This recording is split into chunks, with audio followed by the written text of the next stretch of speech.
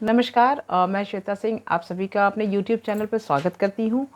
1 अगस्त 2022 से प्राथमिक विद्यालयों में 22 सप्ताह की गतिविधियाँ प्रारंभ होनी हैं। इसके लिए सभी को ग्रुप्स में सॉफ्ट कॉपीज़ आपको उपलब्ध करा दी गई हैं हर क्लास की। ये 22 सप्ताह की गतिविधि क्लास 1, 2 और 3 में ही संचालित होनी है। 3 क्लासेस के लिए आपको इसमें 2 विषयों पर काम करना है, हिंदी और गणित पर। इसमें आपको जानकारी देना चाहूँगी कि इंटरवल के पहले हिंदी के 3 पीरियड्स होंगे, जिसमें 40 मिनट, पहला पीरियड 40 मिनट का, जिसमें मौखिक भाषा पे बातचीत होगी क्लास में से, और इसमें लेखन भी होगा। लेखन इन द सेंस जो आपने बच्चों से बातचीत की है उसी पर बच्चे, उसी से संबंधित चित्र बच्चे बनाएंगे। ये छोटा सा लेखन कार्य पहले पीरियड में होगा। सेकेंड पीरियड में जब हम आते हैं तो ये डिकोडिंग पे काम करता है। ये 60 मिनट का पीरियड होगा और इसमें भी जो अभ्यास पुस्तिका दी की सॉफ्ट कॉपी दी हुई है उससे संबंधित आप लेखन कार्य बच्चों से कराएंगे। तीसरा पीरियड शॉर्ट पीरियड है 20 मिनट का। इसमें जो अभी आपको बिग बुक की सॉफ्ट कॉपीज़ अवेलेबल कराई गई हैं, आप उससे बच्चों को से के साथ पठन का कार्य कराएंगे। बहुत परेशान होने की ज़रूरत नहीं है। यदि आपके पास बिग बुक्स अवेलेबल नहीं है, जो भी बिग बुक अवेलेबल है या जो भी ऐसा मटेरियल आपकी लाइब्रेरी में उपलब्ध है जिससे बच्चों को आप प्रिंट चेतना से अवगत करा सकते हैं, आप उसका प्रयोग करते हुए ये काम कर सकते हैं पठन का कार्य। प्रिंट चेतना से अवगत कराने के लिए आप कोई भी पिक्चर से वाली बुक ले लें जिसमें थोड़ा लिखा हो, जिससे बच्चों को ये कॉन्सेप्ट क्लियर हो सके कि जो हम बोलते हैं उसको लिखा भी जा सकता है और पढ़ते समय हम बाएं से दाएं की तरफ चलते हैं। ये कॉन्सेप्ट पठन में आप क्लास 1 में बेसिकली आप इस पर काम करेंगे। तो ये है हिंदी भाषा का। इसी तरह से आइए हम गणित में देखते हैं हमें क्या करना है। गणित में आपको प्रत्येक सप्ताह 3 उद्देश्यों पे कार्य करना है। आप जब सॉफ्ट कॉपी जो आपको उपलब्ध कराई गई है मैथ की, आप जब उसको ओपन करेंगे तो आप देखेंगे कि पहले 3 आपको 3 ही जो है उद्देश्य मिलेंगे और उस 3 उद्देश्य को आपको 4 डे में कंप्लीट करना है। मीन्स अगर आप किसी दिन जो है आप जो है काम कंप्लीट नहीं करा पाए तो आप एक दिन एक्स्ट्रा आपको यहाँ पर दिया जा रहा है जिसमें आप उसको आगे पीछे एडजस्ट कर लेंगे। तो 3 उद्देश्यों पर आपको 4 दिन काम करना है। यहाँ पर भी 3 पीरियड हैं जिस पर आपको काम करना है। यहाँ पर पीरियड 40-40 मिनट के 3 पीरियड होंगे जिस पर आपको कार्य करना है। तो इसमें आगे चलते हैं, फिर हम देखते हैं। आइए हम आपको रिटन वर्क इसमें क्या करना है। यहाँ पर एक बात आती है कि हम जैसे 12 सप्ताह की गतिविधि में आपको एनेक्सर 3 दिया गया था अभिलेखीकरण करने के लिए। यहाँ पर आपको किस तरह से अभिलेखीकरण करना है, तो आप जिस तरह से अपनी शिक्षक डायरी बनाते हैं, आप इन सॉफ्ट कॉपीज से की मदद से शॉर्ट में अपना टीचिंग प्लान शिक्षक डायरी में बनाएंगे और आप उस शिक्षक डायरी में एक पेज और अटैच कर लीजिएगा जिसमें आप वार्षिक ट्रैकर भरेंगे। अभी मैं आपको आगे दिखाती हूँ कि वार्षिक ट्रैकर क्या होता है। आगे चलने से पहले मैं आपको दिखाऊंगी कि किस तरह से हम अपना टीचिंग प्लान इस संदर्शिका की मदद से, जो आपको सॉफ्ट कॉपी मिली है उसकी मदद से हम किस तरह से अपना टीचिंग प्लान बनाएंगे और फिर किस तरह से क्लासेस में हम काम करेंगे। तो चलिए चलते हैं फिर बोर्ड की तरफ। आइए हम लेते हैं क्लास 1 के हिंदी का पहला पीरियड, जिसमें आपको क्या क्या कराना है इसमें देखते हैं। यहाँ पर आपको बोर्ड पे दिख रहा है टीचिंग प्लान जो आप अपनी शिक्षक डायरी में बनाएंगे। क्लास 1 फर्स्ट पीरियड आप हिंदी का यहाँ लिखेंगे, फर्स्ट पीरियड लिखेंगे और लर्निंग आउटकम में आप लिखेंगे बच्चे एक दूसरे के नामों से परिचित होंगे। अब इसमें जो भी एक्टिविटी आपको आपके सॉफ्ट कॉपी में दी हुई है वहाँ से आप शॉर्ट में यहाँ पर वो पूरी प्रक्रिया लिखेंगे। जैसे उसने पहले दिया है कि स्थानीय कविता गायन, शिक्षक स्वयं, फिर उसके बाद एक छोटी सी कविता होगी और उस पर बच्चे भी उसमें पार्टिसिपेट करेंगे, टीचर के साथ वो पोएम को पढ़ेंगे, बच्चे भी गाएंगे। और इसके बाद परिचय, क्योंकि ये लर्निंग आउटकम है, बच्चे एक दूसरे के नाम से परिचित होंगे। तो टीचर को क्या करना है, टीचर को यहाँ पर बच्चे को एक एग्जाम्पल के रूप में दिखाना है। जैसे मैं आपको दिखाती हूँ कि मेरा नाम श्वेता है, मेरा नाम श्वेता है। तो मैं एक एक्टिविटी कर रही हूँ कि बर्ड फ्लाई कर रही है, कुछ ऐसी एक्टिविटी कर रही हूँ। आप बच्चों को मोटिवेट करिए अपना नाम बोलते हुए कोई एक्टिविटी करेंगे। जैसे मेरा नाम कुसुम है, तो अब ये जो एक्टिविटी बच्चों के द्वारा की जा रही है या मेरे द्वारा, इसको बाकी बच्चे उस एक्टिविटी को साथ में करेंगे। ये पहले पीरियड में आपको कराना है। इसमें एक चीज़ और करनी है, जब ये एक्टिविटी चलती रहेगी तो आपको अपने क्लास में वाइट बोर्ड पे एक चार्ट पेपर लगा देना है। उस चार्ट पेपर पे सभी बच्चों के नाम, जो भी बच्चा नाम बोलता है, जैसे आपने अपना नाम बोला तो वहाँ पर आप लिखेंगे श्वेता, या फिर अगले बच्चे का नाम कुसुम। ये इसका उद्देश्य सिर्फ प्रिंट चेतना से बच्चों को परिचित कराना। बच्चे जब वहाँ पर अपना नाम लिखा हुआ देखेंगे तो वो निश्चित ही अपने नाम को पहचानेंगे। और फिर इसमें एक लेखन कार्य भी फर्स्ट पीरियड में होना है। इतना कुछ होने के बाद आप बच्चों से बोलेंगे कि आप अपनी पसंद के चित्र बनाओ।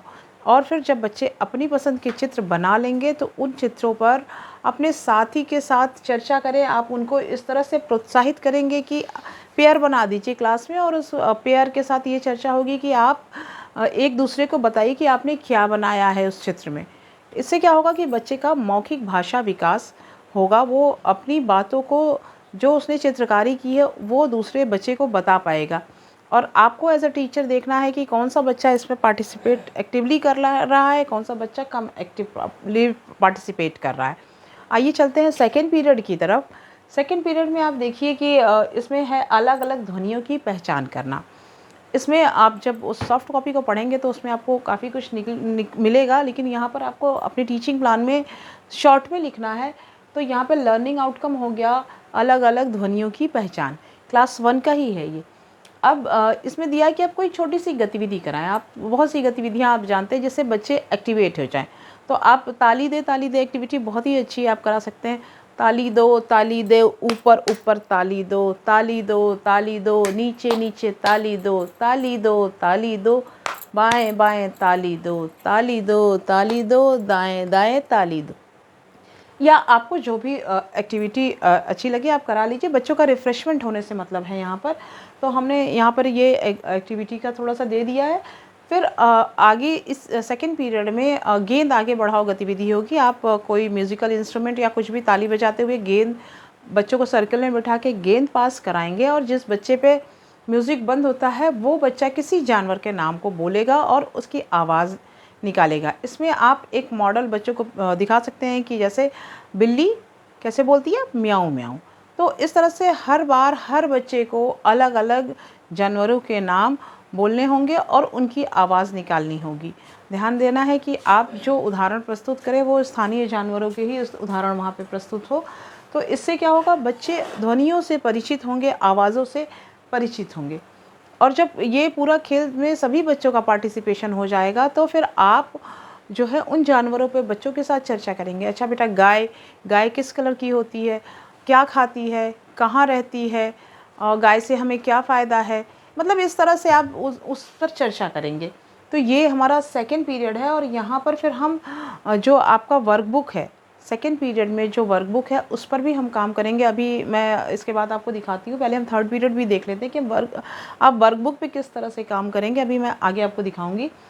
फिर देखिए यहाँ पे थर्ड पीरियड है। थर्ड पीरियड में प्रिंट चेतना से परिचय, इस लर्निंग आउटकम पे काम करना है। क्योंकि अभी हमें बिग बुक्स अवेलेबल नहीं है। आपको सॉफ्ट कॉपी बिग बुक की मिल गई है, लेकिन आपको अगर समस्या आ रही है तो आप अपनी लाइब्रेरी में भी कुछ ऐसे बुक्स को सेलेक्ट करिए जिससे पिक्चर्स ज़्यादा हों, लिखा थोड़ा हो, और फिर उसके माध्यम से आप उन बच्चों को अवगत कराइए। उसमें प्रिंट चेतना, इसका सिर्फ उद्देश्य ऐसा है कि बच्चों को ये क्लियर हो कि जो हम बोलते हैं उसको हम लिख भी सकते हैं और फिर लिखे को हम पढ़ भी सकते हैं।